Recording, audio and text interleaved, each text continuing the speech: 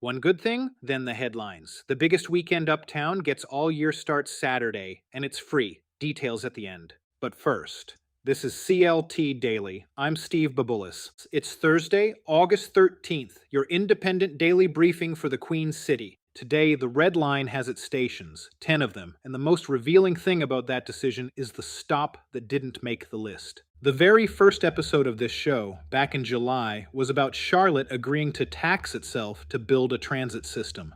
This is the first real thing that money has decided. The board of the new Metropolitan Public Transportation Authority, the agency created out of last year's transit sales tax referendum, voted Wednesday on 10 recommended stations for the Red Line. 25 miles of commuter rail, uptown out to the Lake Norman towns.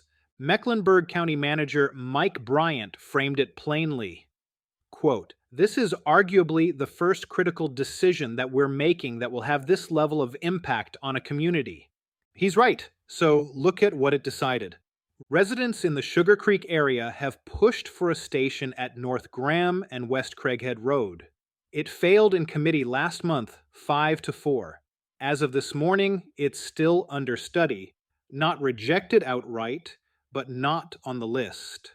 The reasons given are real, and I'll state them fairly. A transportation committee raised concerns about what a station there does to land use policy in an industrial corridor. Transit staff said an extra stop affects scheduling and operating costs. Those aren't excuses. That's what running a railroad involves. But here's the other half. At that same meeting, the board did add a stop at Camp North End, a redeveloped industrial site that's now a food and entertainment destination.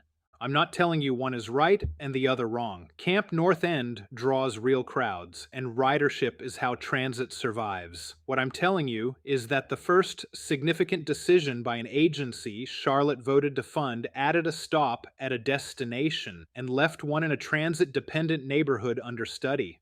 That's a choice about what this system is for, made in month one by a body most people here couldn't name. Some community members have said exactly that the line risks not serving the historically underinvested neighborhoods that need it most.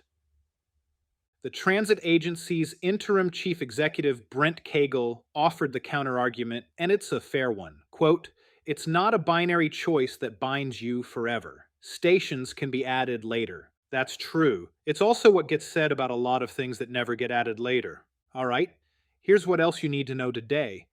First, a correction. Yesterday on this show, I told you the city's data center task force was meeting for the first time today. That was wrong, and the way it was wrong is the story. That group already met, twice, July 9th and July 23rd. Council members were not told it was convening, and staff were still recruiting participants the morning of the first meeting. Robert Dawkins of the nonprofit Action NC called the process ridiculous, saying the advocacy groups that organized public opposition were left out. Deputy City Manager Allison Craig says it was never meant to replace public engagement, and a community engagement plan launches this month. Some council members want it paused and restarted with proper notice. The moratorium still expires November 5th. Second, 3 years ago, Charlotte rewrote its zoning to allow duplexes, triplexes, and quads citywide without a rezoning fight.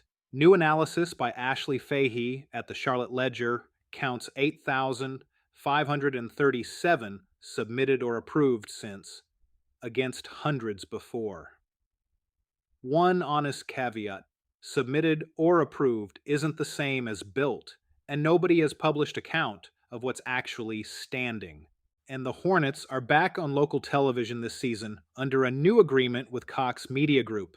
Now, as promised, Charlotte Pride this weekend, free. Festival at First Ward Park on East 7th. Saturday, noon to 10. Sunday, noon to 6. Parade Sunday afternoon, 1 to 4, down Tryon from 9th.